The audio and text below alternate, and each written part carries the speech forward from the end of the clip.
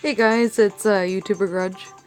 I'm gonna be really honest with you guys right now. I'm gonna turn down the volume and say that I've struggled with good things to say about this game merely because I've had so many frustrations with it.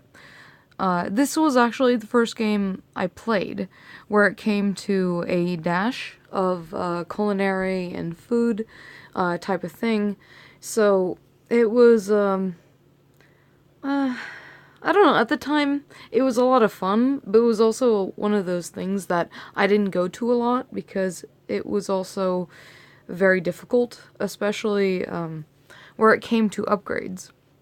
So, one of the things, I'm always going to go back to this, but one of the things I dislike a lot about this is the amount of money that you have to have for the upgrades. So, just a second, I'm gonna try to get in here and show you what I mean. Here we go. No. Actually, the first level is always pretty good. But anyway, hold on. I'm gonna try to show you guys what I mean. Okay.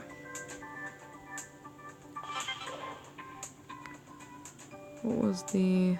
Okay, so what I'm trying to do is ascertain what the goal was for the first... Anyway, what I've observed over my time playing Cooking Dash is that they don't give enough reward unless you do a 5-star level.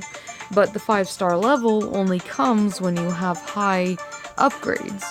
And unfortunately, they don't give you enough compensation unless you do 5-star runs, which means you have to buy a lot of silver and gold, which as a company move, I understand. But as a player, I find that really frustrating, that I won't have any kind of significant compensation or any way to play the game really in any other kind of advanced venue unless I spend between $5 and $20 on a game that I'm just trying to do for the fun of it, because it is really fun. It's really enjoyable. No one's screaming at you, unlike Ramsey Dash, you know. But also, I do respect one thing, and that they do, in fact, when you purchase the upgrades that are so very expensive, they allow you to go in other venues, which I believe, because of people saying we don't earn enough, it's too expensive, things like that, they included in this, which I have to give them mad props for, because if they didn't do that, then my husband behind me making some drink for him, for himself, sorry. I give mad props to the people who recognized that this game was going to be very difficult unless you bought a lot of stuff. So, the venues that they have as an alternative things, I find that a pretty good solution for the low compensation. But also, it's kind of frustrating. I've spent a lot of time and money on this game. But I also enjoy the fact that I can just serve one customer at a time unless I want a bonus, which early on I don't remember them doing, but I could be remembering wrong. But anyway, I enjoy the various things that they have here, including the VIP shows and all that stuff. And they have an extraordinary number of venues, and clearly I haven't gotten to them all. I would like to. It is very expensive, and I started obsessing a little bit more over Ramsey Dash because of the differences. But I may go to this, or to the, locked ones or whatever. I know they're planning on expanding this game. Plus, between Ramsey Dash and Cooking Dash, they are really big games. So, yeah, I've bought a lot of them. I've had fun on almost every single one of them. A few were really maddening. As you can see, like the sushi, Enso sushi, I've done all 5-star runs. Here you go. And I only had to have... Let's go back to the screen. Appliances, upgrades for 46%. Food is mostly what I did, 83%. Decor, 58%. And trophies, 25%. And that was one of the ones I was... I had a lot of money at the time, and I could do it. But now I don't have so much. And I've been focusing on other games since then. Well, no. Anyway, so, no, but, even before, life, became more expensive, we're relocating our, place that we live. Anyway, before all of that started, they were all very expensive, even the upgrades were expensive. I would have, you know, maybe... recorded on more of these venues if they weren't as, well, basically just as expensive as they are. Because, well, look at one of these, real quick. This is 33,000. To get to 33,000, you... Okay. Let's see. How much? 140 coins. This is Season 2 in the venue, but... Okay, other games have balanced out a little bit better. This lacks a balance that you have to make up for with your wallet, and that's why I don't like it. That's the only reason I don't like it. You have to balance out the imbalance of reward versus hard work that I don't enjoy. I just don't. But however, I do enjoy venues that are interesting and cool looking, and that I can see. This one's pretty good. Like the cabin one is actually really good because I've only bought a few minor upgrades, and it's pretty good. It's pretty balanced. I like that.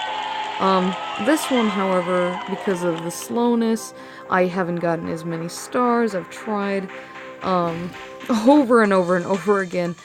It just, some venues, for some reason, just, you can't, I don't know, you just can't afford to buy anything unless you've bought a bunch of other stuff. And this other thing here, it's confusing, for me, anyway. I understand that there's 2 VIPs, but what VIPs are they? Are they just introducing me new shit? And why is it interior decoration that I have to have a VIP for? I don't understand why they make it this way. I really don't. I understand the double coin events. I understand all the other stuff that is very similar to other games.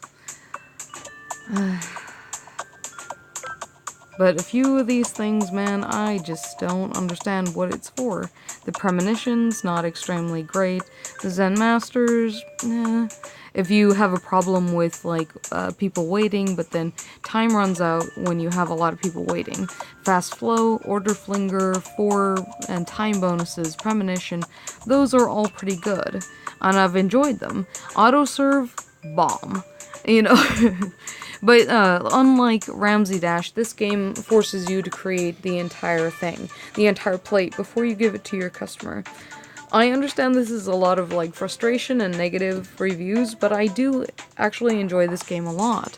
And I've tried a lot not to spend money on it, because that is my test of the game. If I can get through it... See, all these? I didn't spend much money on any of this, because I had such a great time with the other venues, just earning all that stuff, and these are one of the early ones, and that's what captured my interest and my love for this game at first, are these first 3 venues. The table stakes, the taco train, and even Adventurous Eats. They really did. They captured me in a way that I didn't think they would. And then out came Cutie Cakes. And Cutie Cakes, because of the way that the visuals are very small in this game. especially when you have 4 seats in it. So when I was looking at it, I got very confused over what over what batter I should put in there, because I'd often forget what I already have in there. And then sometimes you wouldn't recognize things that, well, actually, no, I would recognize it would need something, but the thing was, when you put on a plate, I thought that the topping, when you put it on, would go on immediately. No matter if you had the sucker, or the lollipops on there, or the cupcakes on there, I thought immediately in the cutie cakes that it would put the topper on there. It didn't. And it was often like the other barbecue ones when I was playing Barnyard Barbecue. It wouldn't automatically just, when I double tapped on it, it wouldn't automatically put different, the same barbecue sauce on 2 different plates, unless the plates were complete, which annoyed me to no end, because one plate would be complete, and then I could serve it, but then I'd have to have the other portion, or the other half of the other plate to be able to pick up the side dish. It's frustrating, but it's also one of those interesting challenges. Okay, so as you can see, not all of my venues here, I've gotten all first 15 through. I've gotten most of them through. As you can see, I struggled with a lot of them. I'll show you guys in order, well, in order of whatever I'm tapping in. I'm sorry, I'm a little rambly. But yeah, a lot of these things, and I don't understand another thing. Why are there 3 venues to put in kitchen VIPs? I don't understand, but alright. Yeah, this place, right here, exact same place as this place right here. Why? Why is that different? Why do you need why do you need it to repeat? Okay. And the caveman one, I thought that was really funny. The caveman went and bashed any and all proteins with his club. The Enzo Sushi, actually, it made a lot of sense, because the Enzo Sushi, all you had to have as a constant was the rice base. And there was a lot of seafood work, so you could pretty much preempt what the orders were. Like a lot of basic ones, like the Barnyard Barbecue, you can preempt a lot of the demand for ribs or spicy things, but since I've recorded episodes where I haven't played in a while because of someone asking me to get back to it, I'm gonna try to do it, but know that this is one of the games that just makes me want to punch a ceiling or fly fly off the handles, you know. I'm trying not to be any kind of vulgar or obscene, so that's why I'm weird in my language right now. But yeah, I do enjoy the game a lot. And the fact that they put in cookies into the barbecue place just makes me want to laugh my ass off. But a good thing that Cooking Dash does do, it does utilize the same resources, you know, as quickly, you know, so when you do things like the alternative cookie cookouts and the alternative Dreamy Delights and the alternative Earth Eats for Earth or Party Foul, you actually have a pretty good oven and a pretty good stove, and that works really fast and really well, and it gets you a lot of money, but it just seems a little bit like a lack of resources, in a way, because there's no incentive for replay. Where it comes to other games, they do have an incentive for replay. Okay, so, yeah, but I never really understood this part. This part has to be explained to me. Why do VIP tickets, if the end goal, or the thing that you get in the end of it, is not a VIP bonus?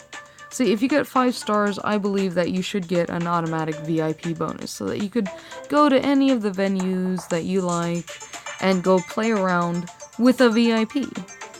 I don't think that would be outrageous, especially with the lower end 1 gold, 2 gold VIPs. But they use the tickets, and they don't seem to be any different from most other venues. But that's okay. I guess it's more incentive for us to buy stuff? I don't know. But since I'm not one of these people that love to throw gold at the game, I'd rather throw my skill and my understanding and my learning at the game and see how quickly I can do it. And how well I can do it. It's too low compensation for me to really love it and enjoy it anymore. Especially because I've played other games that gave me equal or better satisfaction where it came to the end of a level. But this as a challenge, as a real, true, honest challenge, is just that. And I do enjoy it. Don't get me wrong. Like I've said many times in this video. But look how little of a reward you actually get. Now, if I had the 5-star blocked off and I only had a 1-star, that would make me want to go back and get a 2-star. And then once I have enough money in-game to be able to purchase another few upgrades, I want to get a 3-star and maybe unlock something else, or get a reward, or something like that. So, yeah, the 5-star high reward, that's gotta be really worth it, but a 3-star reward should be an okay thing. Maybe a single gold, or maybe 100, 200 silver or something, because that's a significant marker where it comes to the level, because it's not quite perfect, but it's not exactly it's not exactly too arduous either, and you don't have to have so much money. And yeah, I have played it where I have collected all of the dishes as they eat them and all that stuff, and it gets trancy, and that's one of the things I enjoy about the game, that I can go into the zen-like trance while I'm doing it, if I do it long enough. And it's really good for, like, de-stressing sometimes, but other times it's not. It's not that great. I don't know. Well, look at this. $34,000. When I was first playing it, for the first time I got $34,000 and didn't have to pay for it. It was after doing like 3 or 4 purchases, so where it comes to doing your microtransactions and promoting a kind of spending habits, and if you like to throw money at games, this is a perfect game for you. If you like to test your skill versus the game, other games do a little bit better, but this one is ultra rewarding.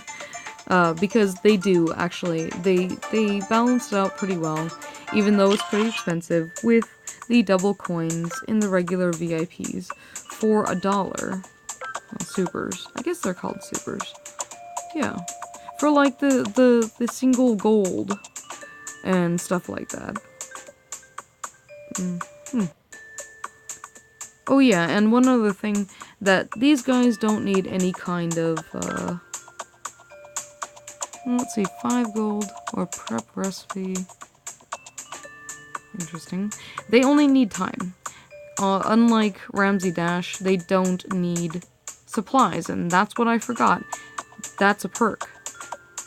These only need a few hours. Like, if I were to do this one, it's 3.5. And that's, it's also one of the lower gold ones. Oh yeah. If you... Please, Cooking Dash, one favor. One thing. The only thing you need to change, I don't care about anything else. Just because I'm bitching about it doesn't mean that I want you to change it at all. One thing you have to change is if I have a VIP or a super that's already ready to go, please tell me, please let me know when I get into a round, And, let's see. Here, let me tap on it. Yeah, it doesn't show me that I have one right there. Does it show me... Yeah, no, look. I can't tell that I have a super. Even though the prep kitchen told me that I have a super. One, right? And that is... I'm sorry, I didn't look at her name. I now have one.